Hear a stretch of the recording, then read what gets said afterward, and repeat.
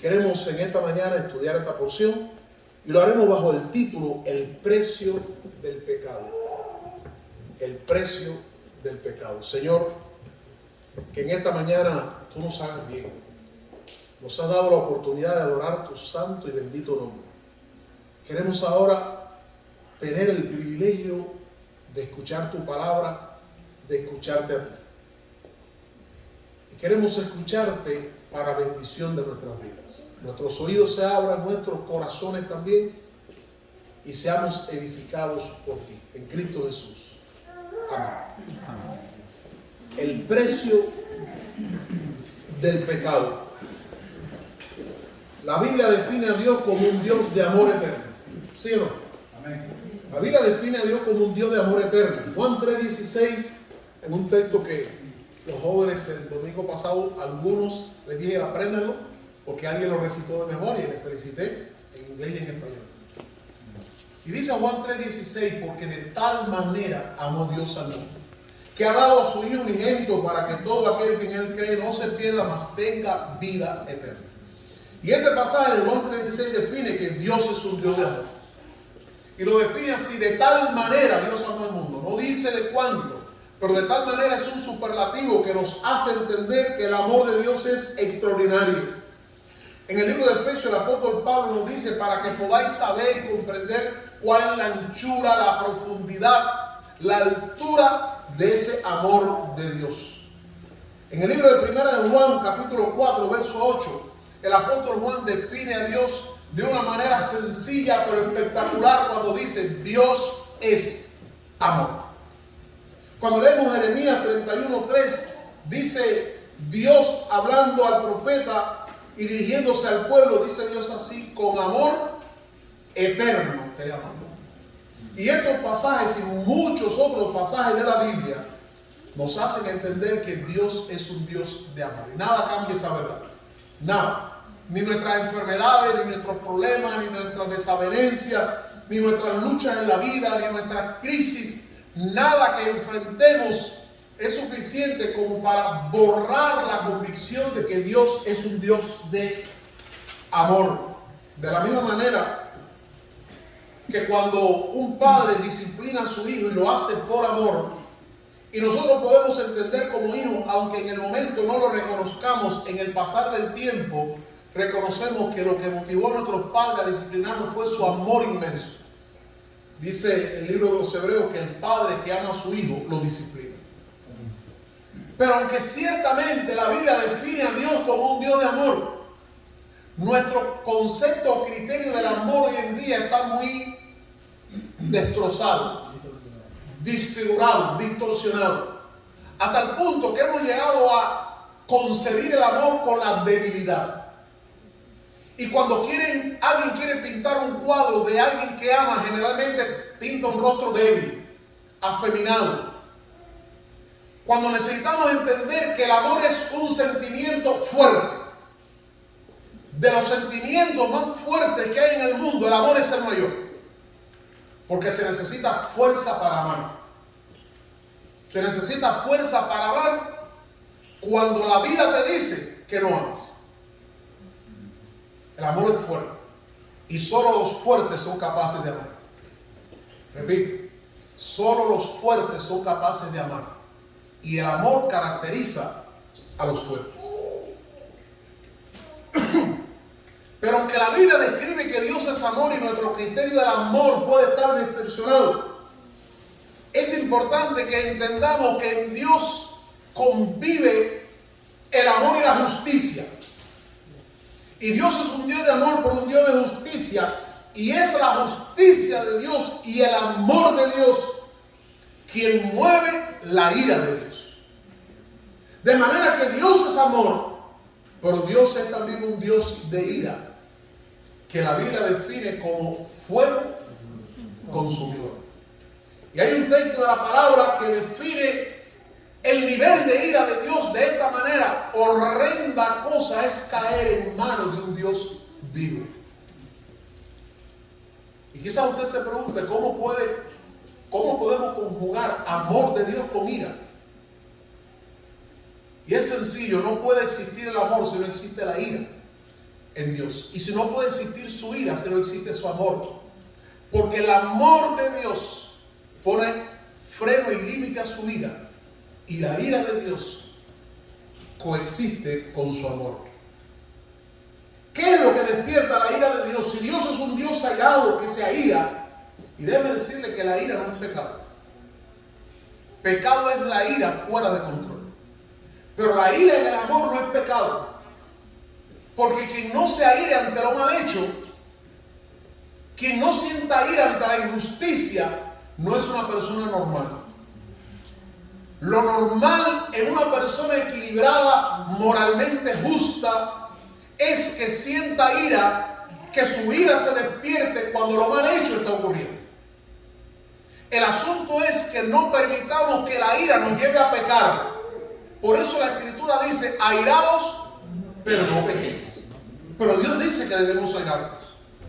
Si el mal está ocurriendo y nos sentimos complacidos con el mal y nos regocijamos con el mal y disfrutamos del mal, somos tan culpables del mal como el que lo ejecuta.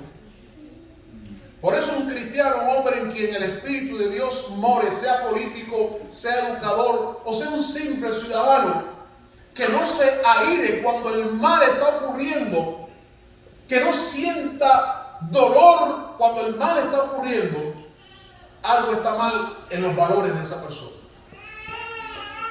La ira, Dios la autoriza y nos dice que debemos airarnos sin dejar de amar y sin permitir que la ira nos lleve al pecado. Pero ¿qué es lo que despierta la ira de Dios? ¿Qué despierta la ira de Dios? ¿Qué cosa Dios aborrece a tal punto que hace que su ira en justicia se manifieste? ¿Qué es lo que hace que la ira de Dios se despierte? ¿Qué es lo que Dios aborrece a tal punto que cuando eso ocurre, la ira de Dios no puede quedar dormida y tiene que expresarse? Amén. El Salmo 11, versículo 5, dice de la siguiente manera, hablando el salmista en el Salmo 11, versículo número 5, dice la palabra de Dios así. Salmo 11, 5. Dice de la siguiente manera.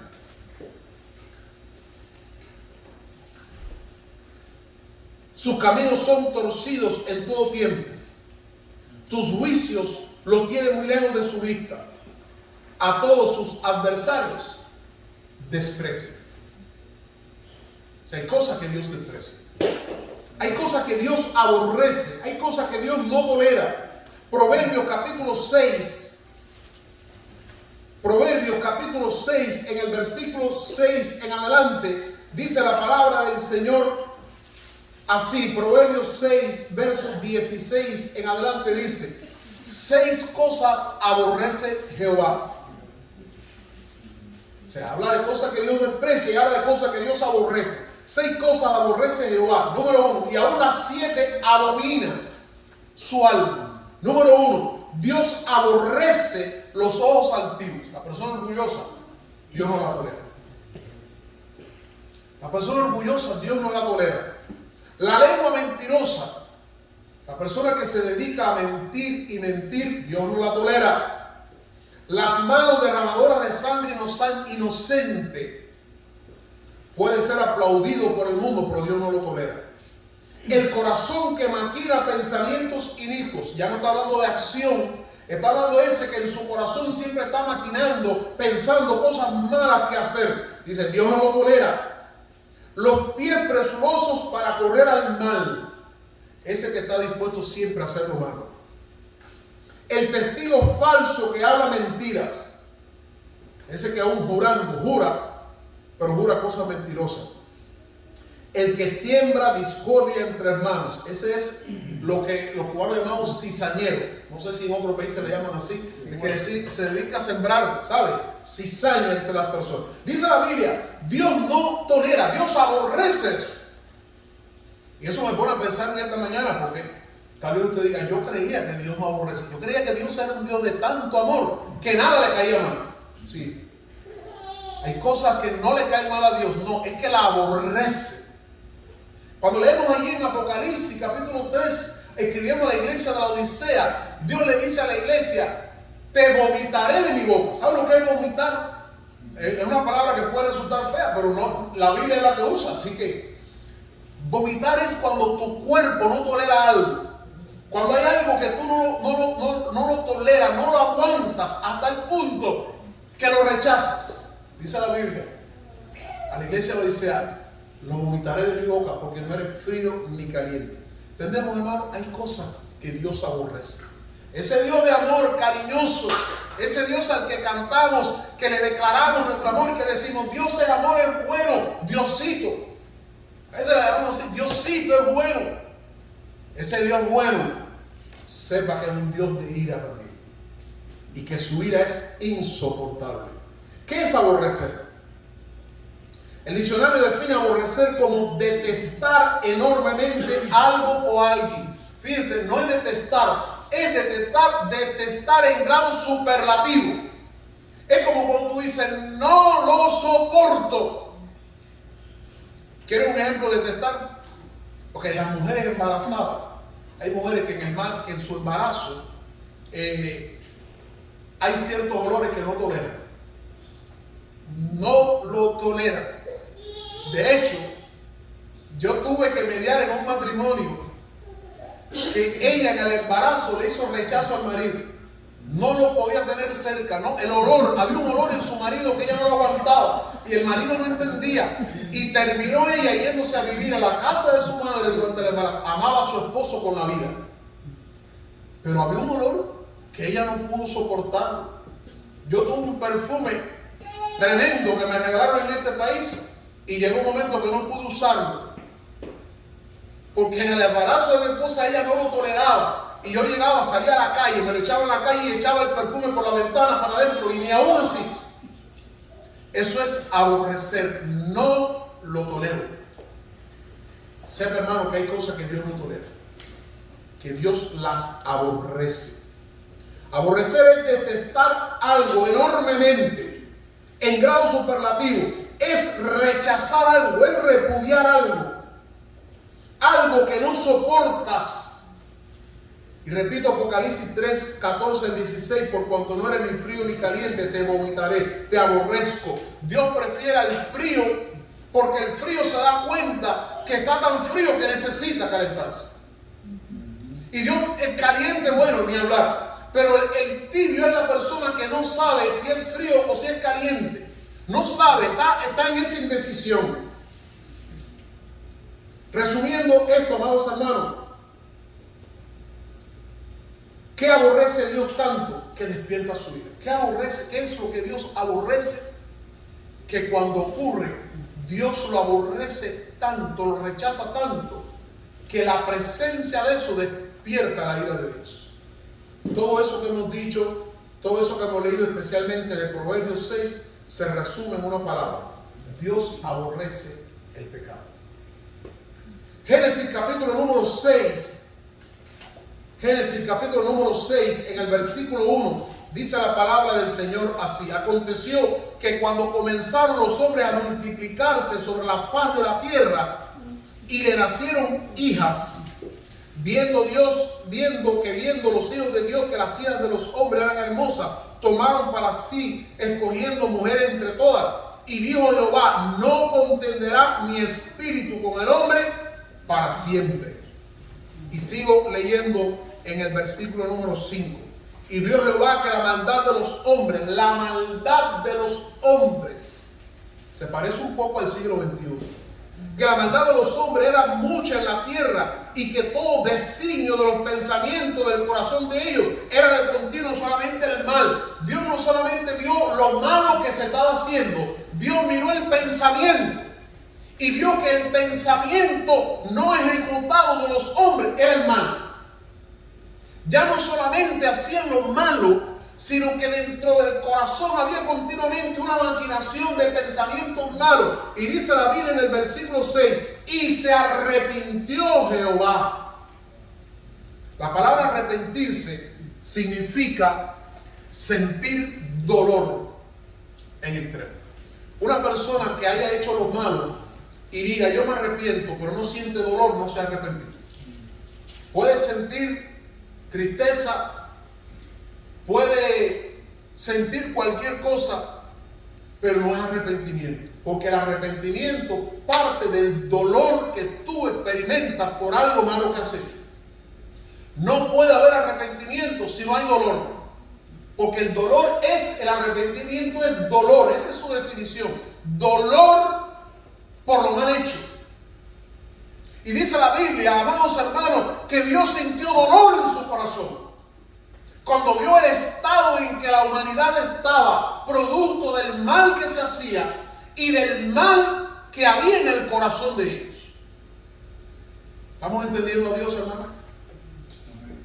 Y yo me pregunto, un ser tan perfecto como Dios, ¿en qué nivel vivía el mundo que Dios sintió dolor por haber hecho lo que Él definió como la corona de su creación? Tremendo. ¿Qué pasó entre los hebreos que despertó la ira de Dios? Porque aquí en Josué capítulo 7, versículo 1 dice, al final dice, y la ira de Jehová se encendió contra los hijos de Israel.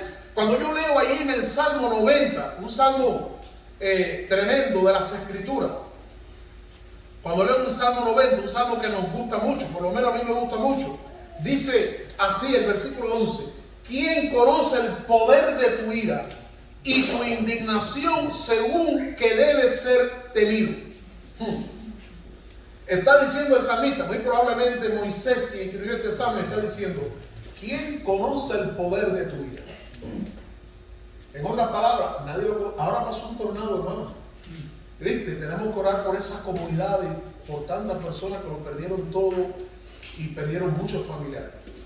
Déjenme decirles que existen los cazadores de tornados. Los cazadores de tornados son una gente que no están muy bien en la cabeza, yo creo, pero que están trabajando para la física. Muy bueno lo que están haciendo, pero es una locura. Ellos tienen unos aparatos de medir la intensidad del tornado, porque hay dos cosas cuya intensidad hasta el momento resulta difícil de medir. Uno es la descarga eléctrica, cuánta intensidad, cuántos voltios hay en una descarga eléctrica que es capaz de caer aquí un rayo, caer aquí y quemarlo todo. Pero para eso hay que tener un equipo que mida cuánta intensidad hay y es capaz que cuando caiga el equipo se queme.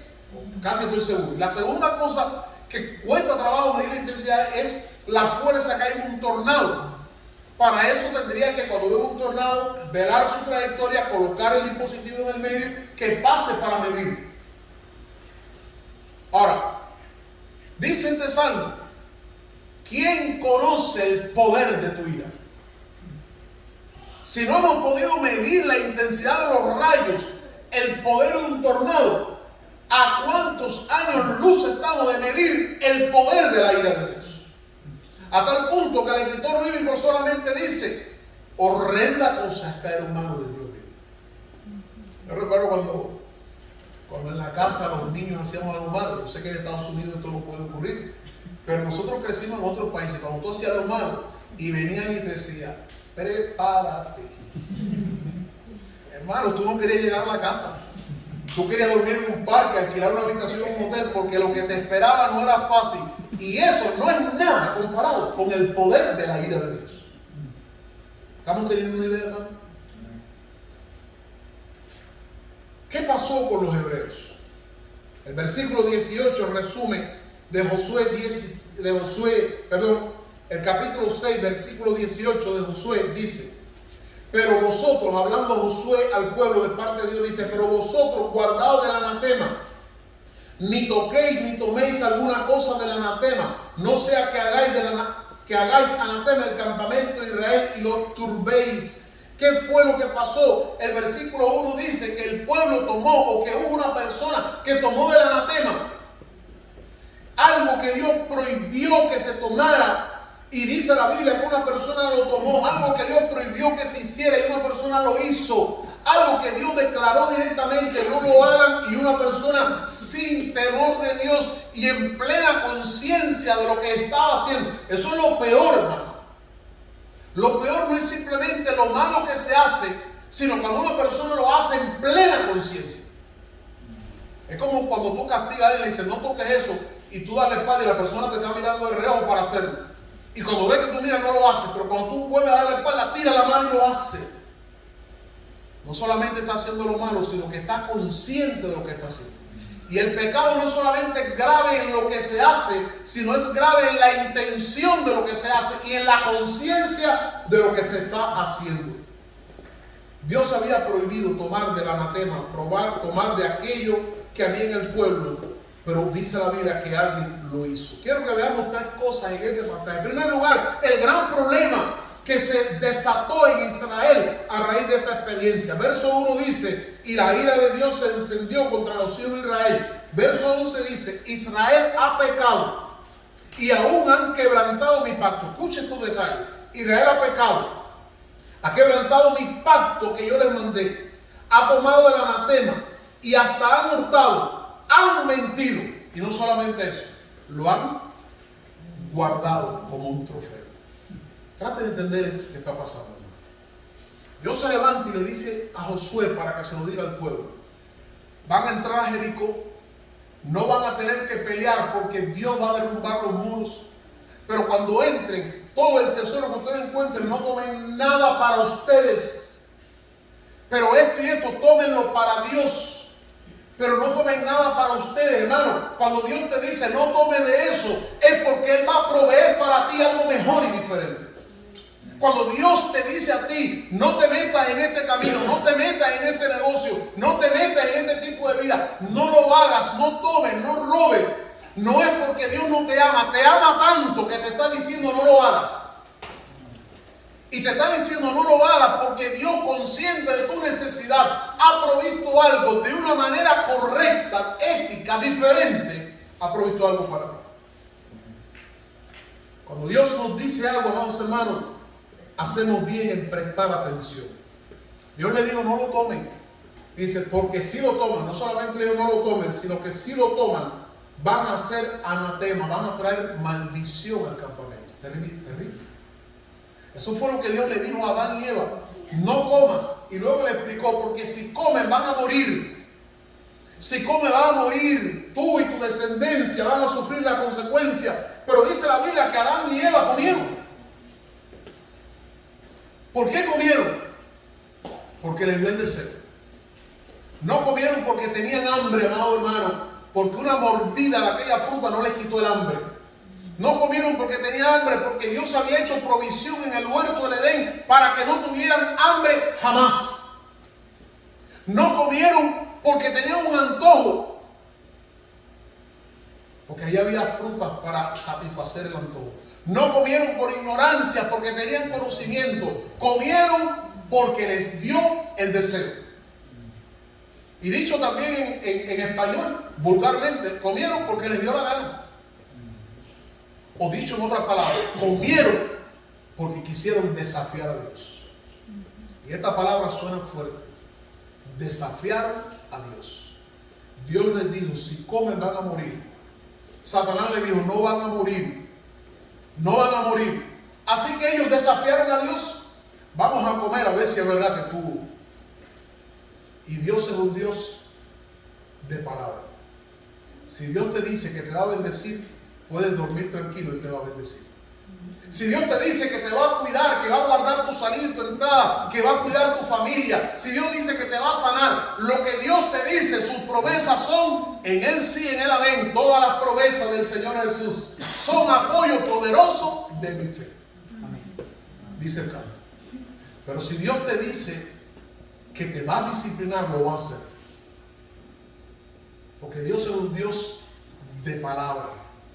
Un Dios que cumple su promesa. Adán pecó, Eva pecó, desafiaron a Dios. El anatema era algo dedicado a Dios. Eso es lo que significa la palabra anatema. Anatema significaba algo que tú dedicabas a Dios para sacrificio o para destrucción, pero lo dedicabas a Dios.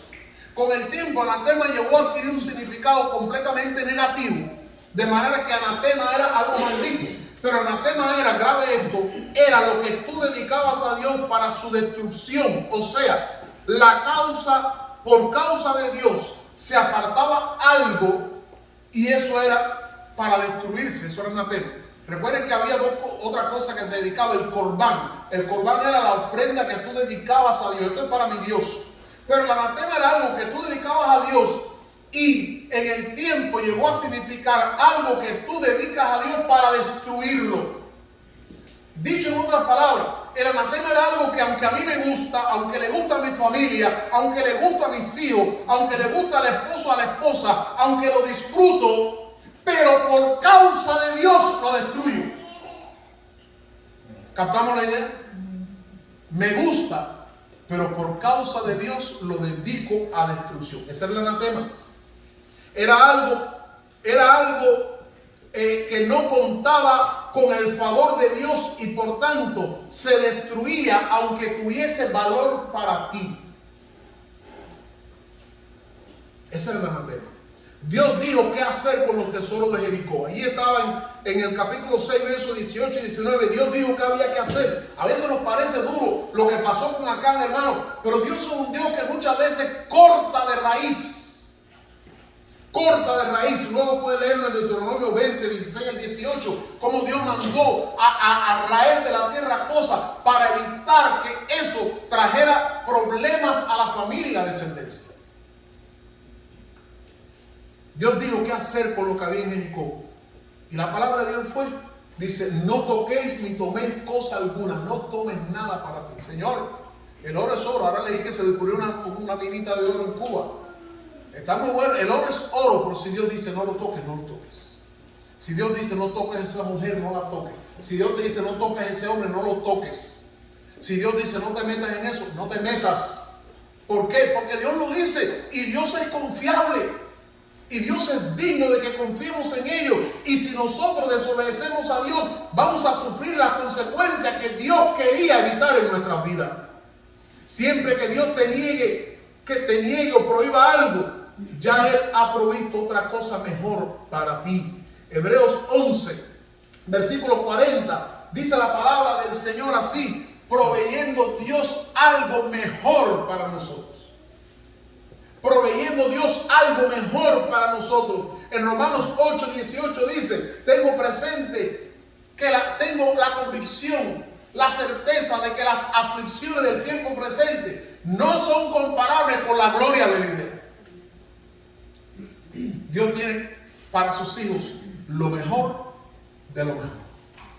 Y cada cosa que Dios nos prohíbe y nos dice no lo toques, es porque Dios ha provisto algo mejor. Y cuando usted lea luego el capítulo 8, los versículos 1 al 2, se dará cuenta que en el capítulo 6 Dios dice, no tomen nada de ahí para ustedes. Pero en el capítulo 8 dice, tomen lo que ustedes quieran.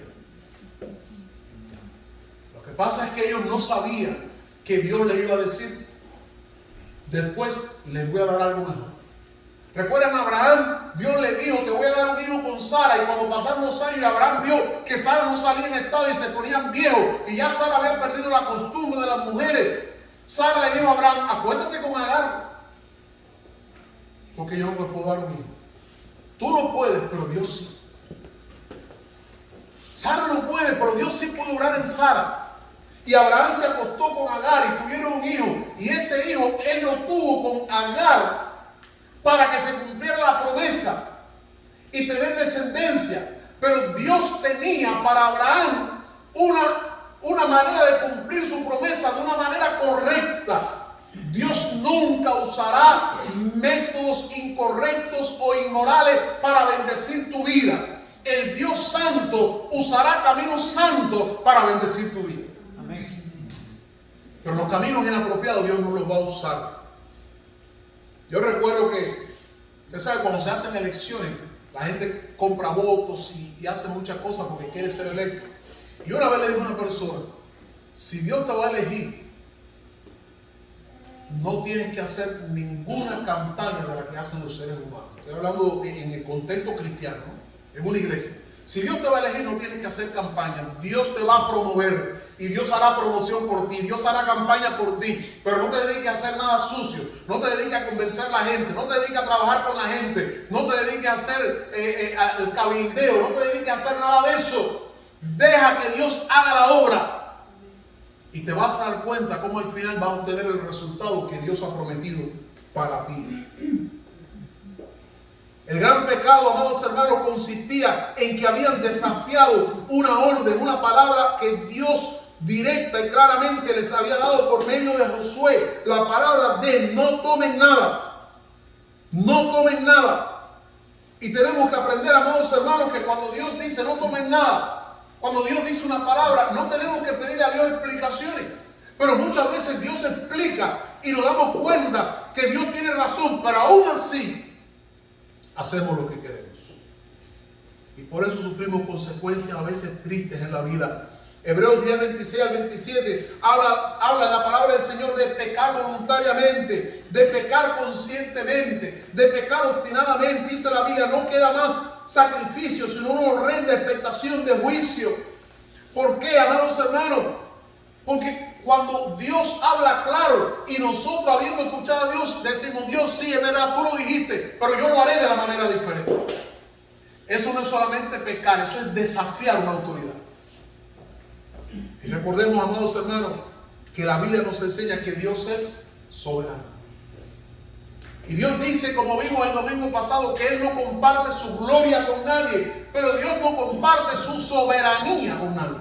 Soberanía de Dios significa absoluto gobierno de Dios sobre todo. Absoluto gobierno de Dios sobre todas las cosas. Dios es soberano. Dios tiene control de tu vida y de la mía, de las circunstancias. Nuestros cabellos están contados. Una hoja de un árbol no cae sin que Dios lo autorice. Cuando Job vivió su desgracia en la vida, su desgracia terrible en la vida, perdió los hijos, perdió la hija, perdió dinero, perdió criado, perdió todo. Y la única persona que quedaba a su lado para darle la mano y alentarlo y decirle, mi amor, saldremos de esto juntos. Se le amanece un día, lo ve enfermo, sin dinero, en la bancarrota, lo ve sin cheque, lo ve sin trabajo, lo ve sin nada, con todo hipotecado. Y esa mujer le dice, maldice a tu Dios y muérete. En otras palabras, ahórcate. Eso le dijo ella, maldice a tu Dios y muérete.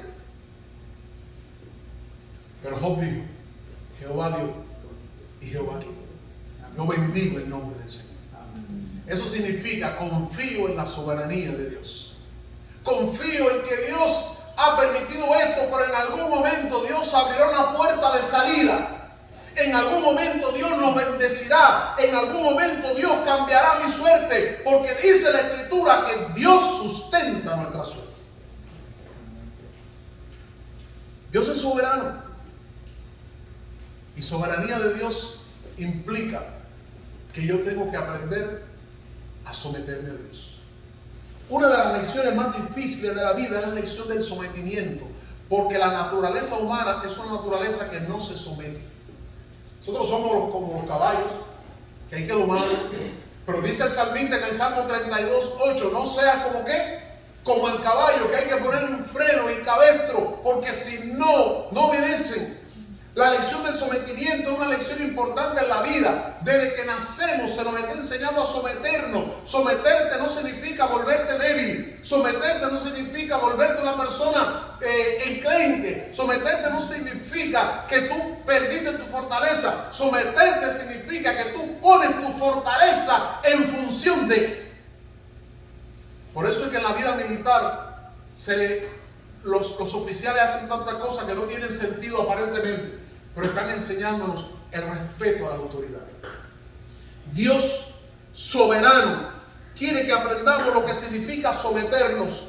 Que no nos sentamos por nuestra grandeza que tenemos derecho a, sino que reconozcamos que nuestra grandeza es porque Dios nos ha dado. Por eso el rey David se presenta delante de Dios cuando iba a construir el templo y le dice, yo quiero construir un templo, y Dios le dice no. Pero David prepara una ofrenda, trae la ofrenda y le dice, Señor, todo esto es tuyo. Y de lo que recibimos de tu mano, te damos. Él está sometiendo lo que es. Por eso cuando vivimos en Apocalipsis capítulo 4, el canto de aquellos ancianos dice, cada vez que oyen este canto, los ancianos se postran y toman sus coronas y la ponen delante del rey, porque lo que están haciendo es sometiéndose. a Dios. Y dice la Biblia, sométase todo hombre aquí a las autoridades superiores. Someterse es lo contrario a la rebeldía. La rebeldía es el pecado que llevó a Satanás a ser expulsado del cielo. La falta de reconocimiento de que hay un orden y Dios es soberano. Y lo que ocurrió aquí fue eso. Dios está diciendo, no tomen del anatema. Y dice la Biblia que Acán tomó del anatema. ¿Y cómo yo sé que Acán lo hizo todo conscientemente? Porque cuando Josué lo llama, Acán se levanta. ¿Verdad? Nosotros a veces somos así, reaccionamos no ante ante el camino bueno, no ante la bondad, sino como alguien decía, somos hijos del maltrato y solo reaccionamos positivamente cuando somos maltratados. Los seres humanos tristemente somos así, por la buena no reaccionamos. Y dice la Biblia que cuando Josué llamó a Acán y le preguntó, y Acán se vio descubierto, le dijo, ¿verdad que sí? Mira, yo fui, yo tomé, yo hice esto. ¿Y sabe dónde está? Lo escondí. Abrí un hueco y lo escondí. ¿Por qué lo escondí? Porque sabía que estaba mal. ¿Por qué lo escondió? Porque sabía que lo que estaba haciendo era incorrecto. De manera que Acán, de una manera consciente y desafiante, sabiendo que Dios le dijo, no lo hagas porque vas a traer mal sobre todo el campamento, aún así, Acán lo hizo. Ese fue el gran problema, amados hermanos. El problema no simplemente del pecado, sino el problema de desafiar a Dios. Quiero decirle en esta mañana, hermanos y amigos, nunca desafíes a Dios. Dice el salmista, ¿quién conoce el poder de tu vida? No desafía a Dios. Porque la historia del mundo desde Adán hasta el día de hoy nos enseña que no ha habido hombre que desafíe a Dios y haya triunfado. No hay uno. Empezando por Adán, pasando por los emperadores, por los gobernantes, incluyendo al presidente Hugo Chávez, que maldijo de sus entrañas a Israel y terminó muriendo de un cáncer que lo destruyó en su interior. Pasando por hombres que no conocemos, que tal vez han pasado inadvertidos ante los hombres, pero no ante Dios. Dios es un Dios, amados hermanos, que no debe ser desafiado. Dios es un Dios que existe para que lo amemos. Es un Dios que quiere que caminemos en comunión con Él, porque no hay en el mundo un Dios tan amoroso como nuestro Dios. Pero no hay un Dios que aborrezca el pecado como el Dios nuestro. Y para que ustedes vean, amados hermanos, hasta qué punto nuestro Dios es un Dios de ira ante el pecado, que Dios prefirió derramar su ira sobre su Hijo que sobre nosotros. Y lo hizo por amor, porque su Hijo podía soportar la ira, nosotros no. En ello veo la grandeza del amor de Dios. ¿Cuánto Dios te ama que prefirió poner a su Hijo en su lugar? En segundo lugar, el pasaje nos habla de las consecuencias, del pecado. Primero nos habla primero del gran problema. Segundo nos habla de las consecuencias del problema del pecado. El versículo 4 al 5 nos dice que subieron allá del pueblo como 3,000 hombres, los cuales huyeron. Y ahí nos habla el versículo 5 y luego el 12 y el 25. Algunas de las consecuencias del pecado que veo aquí. O sea, el pecado siempre tiene consecuencias. Números 26 dice así. Números 32, 23 dice así. Sepa que tu pecado te alcanzará. Es una ley. Dice Pablo, todo lo que el hombre sembrara. No todo lo que recogemos lo sembramos. Hay cosas que nosotros recogemos que es el fruto de la maldad de otro. No todo lo que recogemos sembramos. No todo lo que nos pasa es porque hicimos algo malo. Pero recuerden, todo lo malo que hicimos, un día recogeremos. ¿Qué cosa? Las consecuencias. ¿Cuáles fueron los resultados del pecado? Y prestemos atención, porque eso nos puede ayudar a entender que si nosotros pecamos obstinadamente, si hacemos el mal consciente y obstinadamente, habrá resultados tarde o temprano. Primera consecuencia, la derrota del pueblo. Dice la Biblia en el versículo 4 que el pueblo huyó delante de Jai cuando fueron a pelear. El reporte fue: manda 2 o 3 gente, porque lo que hay en Jai son tan poquitos que con 2,000 hombres los vencemos. Y mandaron 3,000. Y cuando fueron esos 3,000 fueron derrotados. El pueblo fue derrotado. Otra consecuencia: murieron muchos soldados valientes, fieles y obedientes. El versículo 5 dice: mataron como a 36 hombres, muertos que murieron sin razón, muertos que murieron por el pecado de un hombre, muertos que murieron porque a alguien le fue mal. Quiero poner un ejemplo. ¿Usted recuerda cuando Abraham se fue a Egipto y le dijo a Sara, le dijo: mira, si te preguntan quién tú eres, dile que tú eres mi hermano? ¿Por qué Abraham fue a Egipto? Fue en desobediencia, porque Dios le llamó a Abraham para Egipto, lo llamó para Canaán. Pero a causa del hambre se fue a Egipto. Y cuando llegó a Egipto, dice la Biblia que le dijo: su mujer era tan bella, preciosa, era hermosa. Eso es lo que él describe. Y la gente se van a enamorar de ti. Si se enteran que tú eres mi esposa, me van a matar para que tú enviudes y casarse contigo. Dile que tú eres mi hermano. Así que él dijo que eso era soldar. Y el rey, cuando vio aquella mujer linda, ¿quién es? No, es la hermana de Abraham. ¿Está soltera? Sí, está soltera. Búscala, que quiero casarme con ella. ¿Y sabe lo que le pasó al rey? Enfermó y por poco muere. ¿Y saben por qué el rey enfermó y por poco muere? Por causa de Abraham. Porque nuestra desobediencia, pecado, lo malo que hacemos, tristemente a veces hay inocentes sufriendo las consecuencias nefastas de los errores que nosotros cometemos. No dejes que tu familia sufra por tus errores. Cuando vayas a tomar una decisión, no solo pienses en ti, piensa en tus hijos. Piensa en tu esposo, piensa en tu esposa, piensa en tus padres, piensa en cómo tu conducta puede afectar a los que te rodean y tú amas. Piensa en lo que vas a hacer. Dice la Biblia que murieron hombres inocentes ese día por causa del pecado de Adán. Otra de las consecuencias fue que el pueblo se desanimó. El versículo 5 dice que el corazón del pueblo desfalleció.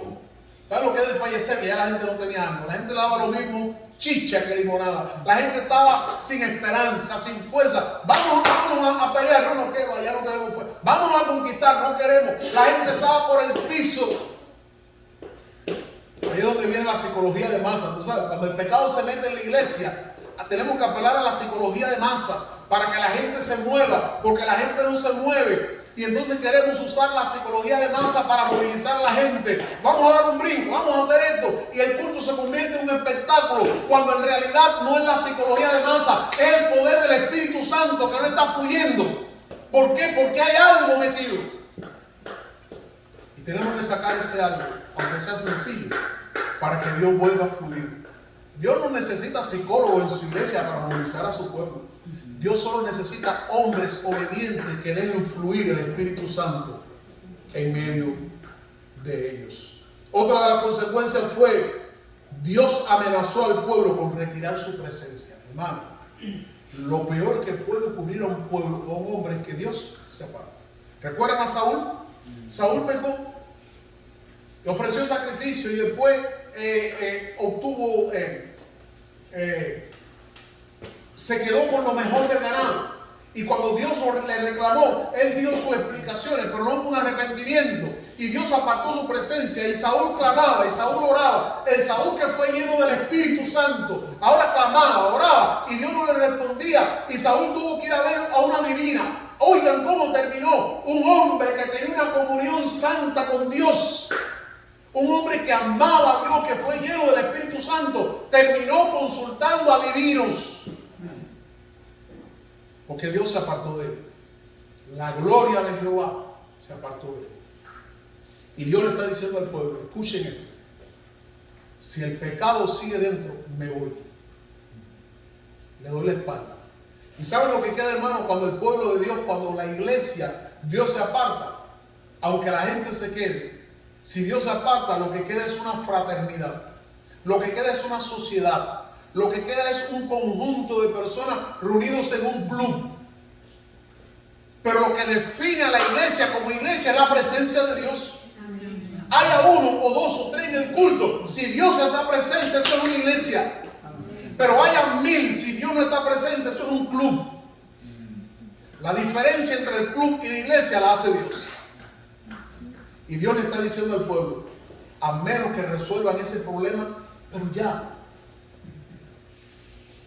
mi presencia la voy a retirar. Dice así en el versículo 18, lo voy a leer para que no crean que estoy exagerando. En el versículo 12 dice, por esto los hijos de Israel no podrán hacer frente a sus enemigos, que están perdidos, sino que delante de sus enemigos volverán la espalda, por cuanto han venido a hacer anatema. Dice, ni estaré más con vosotros. Eso es duro. Qué duro. Ese es el Dios que es amor, pero no despierta la ira de Dios. ¿Qué otra consecuencia? Una de las más terribles. Acán y su familia murieron. Verso 24 al 26. No lo voy a leer aquí, pero léalo después en su casa. ¿Sabe cómo murieron? Lapidados, o sea, apedreados y luego quemados. Qué espectáculo más fuerte, qué situación más crítica. Pero no solamente murió Acán, murió ¿quién? Hijos, esposa, sobrino, nieto, todo el mundo. Y bueno, lo que dije ahorita, antes de meter nuestras manos en el anatema, antes de desobedecer, antes de pecar, antes de desafiar a Dios, piensa en tu familia. Piensa en tus hijos inocentes que no tienen que morir por un manto babilónico. Piensa en los nietos que no tienen que morir por un lingote de oro. Tu familia vale más que un lingote de oro. Tu familia vale más que cualquier manto babilónico. Tu familia vale más que 200 ciclos de plata. Tu familia vale mucho. Es un regalo valioso de Dios. Y nuestra familia no debía sufrir por nuestra obstinación al pecado. ¿Cuántos hijos hoy hay que no conocen a sus padres? Y estoy pensando en alguien ahora específicamente que me dijo que no sabe quién es su papá. Su mamá la abandonó porque cayeron en las drogas. Su papá no sabe dónde está ni quién es. Su mamá se metió en las drogas y tampoco casi existe para ella, porque la obstinación en el pecado hizo que su familia sufra hoy las consecuencias. Dios es un Dios de amor, pero todo lo que el hombre sembrare, eso también recogerá. Después no podemos acusar a Dios y decir, ¿dónde estaba Dios? ¿O qué injusto es Dios? ¿Cuál fue la causa que provocó toda esta desgracia en el pueblo? Según el versículo 11, lo provocó, dice, Israel ha pecado y aún han quebrantado mi pacto. El pecado del pueblo de Israel. El pecado es grave, hermano. Es cierto que en el tiempo que estamos viviendo hay dos razones que han hecho que nosotros juguemos con el pecado. Primero, que vivimos bajo la gracia.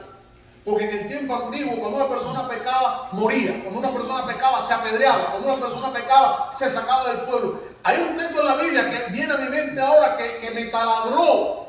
Ya yo era un joven adulto cuando eso, pero me taladró cuando dice que el hijo contumaz debía morir apedreado.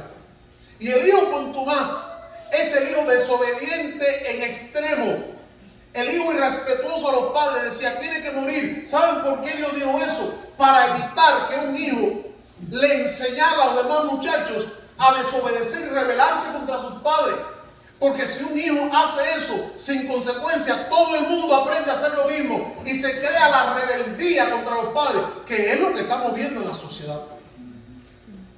Pero Dios dice, debe morir para evitar que todo el mundo aprenda.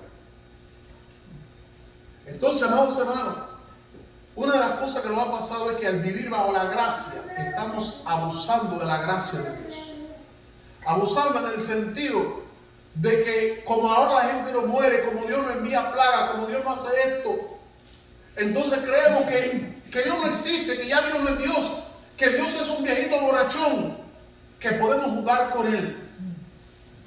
Pero tenga cuidado, Dios es paciente, pero sigue siendo Dios. Y la segunda cosa es que los predicadores hablamos mucho del amor de Dios y de las bendiciones materiales y hablamos poco del infierno, de la condenación y de la gravedad del pecado. Y de eso necesitamos hablar. Necesitamos hablar. Para que la gente sepa y nosotros recordemos cuán grave es el pecado. Y el pecado es tan grave que Dios no pudo ignorarlo. Y Dios sabía que el pecado debía ser castigado. Y Dios escogió castigar a Cristo inocente, pero no ignorar el pecado. La gravedad del pecado también sabe dónde se ve. En Génesis capítulo 3, cuando dice la Biblia que Adán y Eva pecaron y estaban desnudos, avergonzados. ¿Saben lo que hizo Dios? Dice la Biblia que Dios los vistió ¿con qué? ¿Con qué los vistió? Pieles. Con pieles. ¿Cómo Dios obtuvo esas pieles? ¿Sacrificando a quién? A un animal. Me pregunto, ¿el animal que Dios sacrificó era inocente o no? Sí. Entonces Dios sacrificó a un inocente por culpa de la maldad de los culpables. Por la maldad de Adán y Eva, un inocente animal tuvo que morir. Por la maldad de la humanidad, un Cristo inocente tuvo que morir. Por la maldad de Acán, toda su familia tuvo que morir. Tengamos presente eso, hermano. El pecado es grave y Dios no puede ignorarlo. Por su santidad, Dios no puede ignorar el pecado. Hace unos días nos citaron, nos dijeron, el lunes tal, van a entrar al trabajo a las 9, el horario a las 8, pero como me dijeron a las 9, yo llegué a las 9, menos 5. Pero revisando ahora mismo, ¿sabes? Mi historial, veo que me colocaron 2 estrellas rojas. Así que yo, poco bravo y molesto, pregunto, nadie me supo responder, pregunto al manager, ¿qué pasó? Me dice, el problema es que llegaste tarde. Le dije, pero yo no llegué tarde.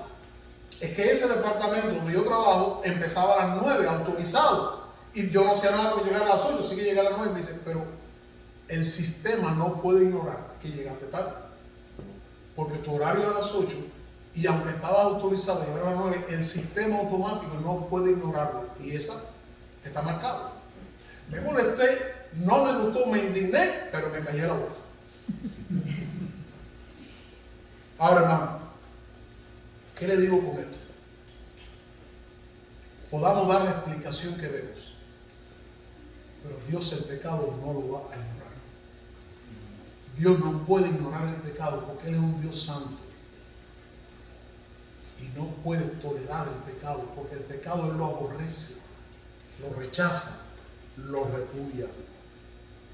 No todo, recuerde esto, en Hechos 11, 24 al 26, dice la Biblia, hablando de Moisés, como me gusta ese texto, dice que Moisés rehusó llamarse hijo de la hija de Faraón, escogiendo primeramente ser maltratado con el pueblo de Dios antes que gozar de los deleites temporales del pecado. Moisés tuvo la oportunidad de sufrir con los hebreos o gozar con el pecado de los egipcios. Y en esa elección Moisés escogió socialmente lo peor, sufrir con los pobres, pero eran su pueblo. Y despreció socialmente lo mejor, gozarse en el pecado. Pero ¿saben por qué Moisés hizo eso? Según Hebreos, porque tenía la mirada puesta en el galardón. Porque Moisés no estaba mirando en un puesto en el Senado. Moisés no estaba aspirando a gobernador. Moisés no estaba aspirando a ningún puesto social. Moisés estaba aspirando al cielo. Y por eso dice la Biblia que Dios no se avergüenza ni de Moisés ni de nadie. Porque aquellos que son capaces de mantenerse mirando al cielo y renunciar al pecado con todos sus privilegios, con tal de abrazar a Dios con todo su sufrimiento, Dios no se avergüenza de ellos. Cada vez que tú escojas a Dios, Dios no se avergüenza de ti. Pase lo que pase con tu vida. Ahora quiero que sepas algo. Cuando Acán, qué tremendo es esto, cuando Acán se roba el manto, los 200 ciclos y el lingote de oro, ¿sabe a dónde lo llevó? Ni siquiera se metió en el monte y lo escondió. ¿Sabe a dónde lo llevó? A su propia casa. Porque probablemente Acán pensó, ni trabajando 20 años, ni 30 años, ni pagando mi 401k, ni pagando lo que haya que pagar, yo voy a tener una jubilación digna. Y este manto babilónico, cuando yo me lo ponga, me va a dar un caché y un prestigio tremendo. Cuando yo salga con ese manto babilónico, todo el mundo me va a oír y decir, mira quién va por ahí, ese es un hombre de jerarquía. Y es un ciclo de plata, con eso yo voy a comprar lo que el ejército no me va a dar. Y Acán llevó eso a su casa creyendo que eso iba a ser de bien en el hogar. Pero ya Dios había dicho, va a ser la desgracia de la nación. Moraleja, hermano, no lleves a tu casa, a tu familia, cualquier cosa. No todo lo que llevas a tu casa será para bendición de tu familia. Con el pecado no se puede negociar y el pecado no se puede esconder. No lleves a tu casa lo que Dios te dice que no lleves. No lleves a tu familia lo que Dios dice que no lleves. Porque puede ser que lo hagas hoy porque le gusta. ¿Cuántas veces hacemos algo en la familia o ponemos a nuestros hijos, le hacemos un regalo, pobrecito, porque le gusta? Qué complejo es regalarle a un hijo, a un niño de 5 años, regalarle una ametralladora y acostumbrar a ese niño desde pequeño a disparar, incluso a jugar a la pistola con papá. Hoy le dispara con el dedo. Pero ¿cuántos casos no se han dado de hijos que han disparado a sus padres con una pistola de verdad? No lleves a tu casa lo que puede ser maldición. No lleves a tu casa lo que Dios prohíbe. Porque lo que tu casa necesita, el Dios del cielo te lo proveerá. Y si no te lo provee, algo mejor Dios tiene para ti. El Salmo 139 dice, ¿a dónde me iré de tu espíritu? ¿Dónde podré esconderme? Y en último lugar, hermanos, ¿cuál fue la solución para este problema? Versículo 6, versículo 13. Dice en el versículo 6, entonces Josué rompió su vestido y se postró en tierra sobre su rostro delante del arca de Jehová. La solución para el problema primero fue buscar a Dios con corazón arrepentido. Lo primero que hizo Josué fue buscar a Dios. Cuando el mal llega a tu casa, cuando el mal llega a la nación, hay que doblar la rodilla delante de Dios. Si hemos pecado, hay que doblar la rodilla. Aquel fariseo y el publicano oraban y el publicano decía, ten misericordia de mí que soy pecador. Necesitamos buscar a Jehová con corazón sincero y arrepentido.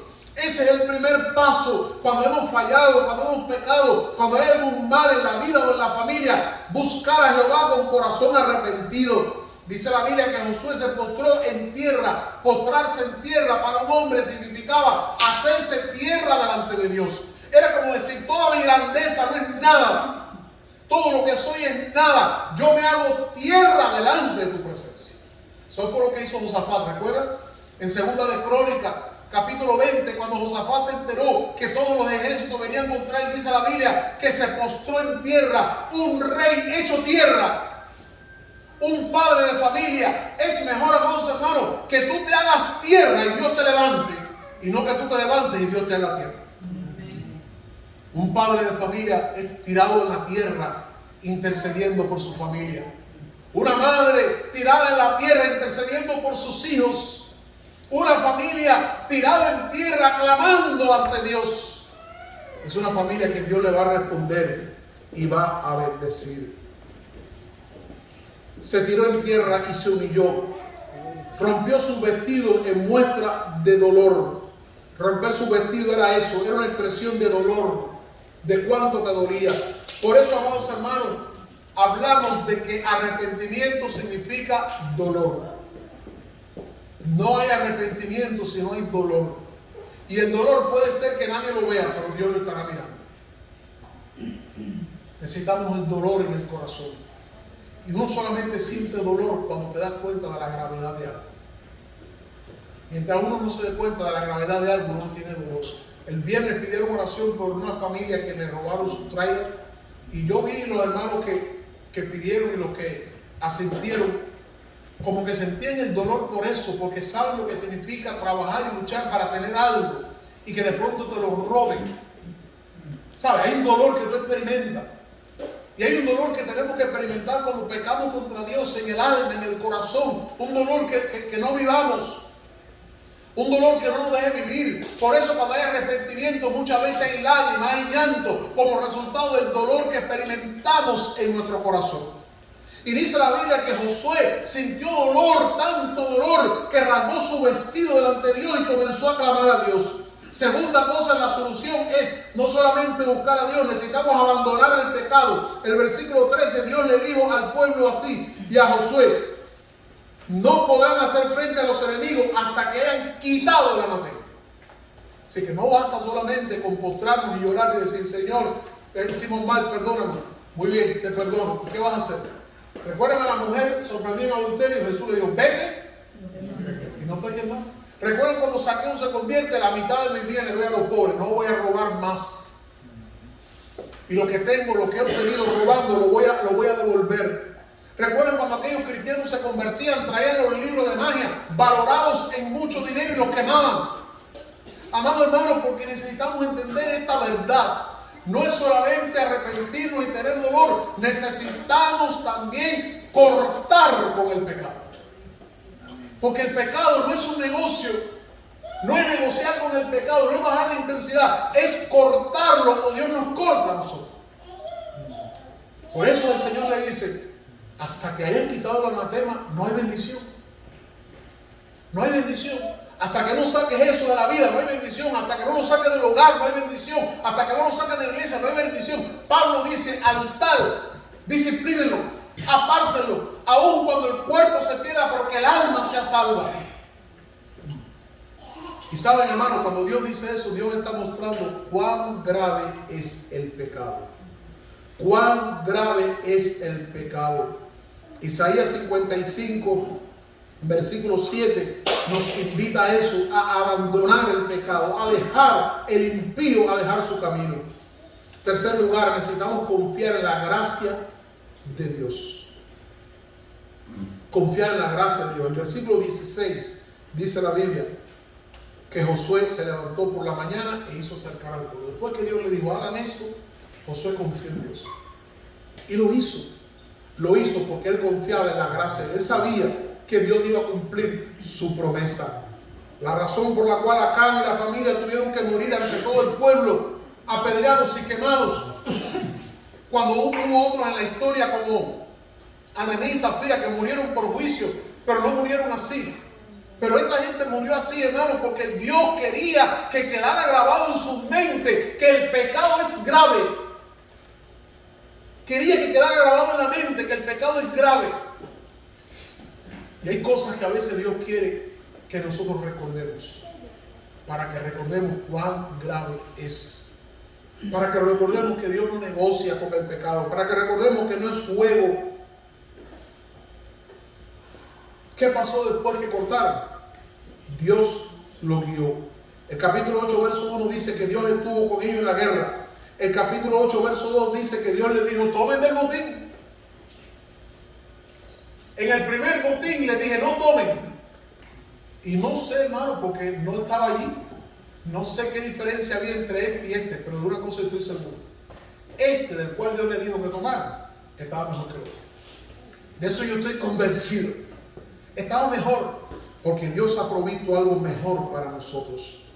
Confiar en la gracia de Dios es importante. Esperar en Dios, que Dios tiene su tiempo, es importante. Esperar en las cosas mejores que Dios tiene para nosotros es importante. Porque lo que Dios tiene para nosotros es mejor que lo que el pecado nos ofrece. Repito, lo que Dios tiene para nosotros es mejor que lo que el pecado nos ofrece. Lo que el pecado te ofrece es temporal.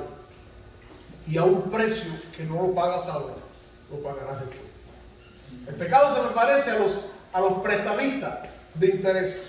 Toma, esto es tuyo. Aquí hay una tarjeta. No sé si a ustedes le llegan por correo. Como llegan por correo electrónico, te ofrezco 10,000, 50,000, 100,000. Lo que no te dicen es que después te vas a pasar la vida entera pagando. El pecado te ofrece hoy, pero te va a cobrar para siempre.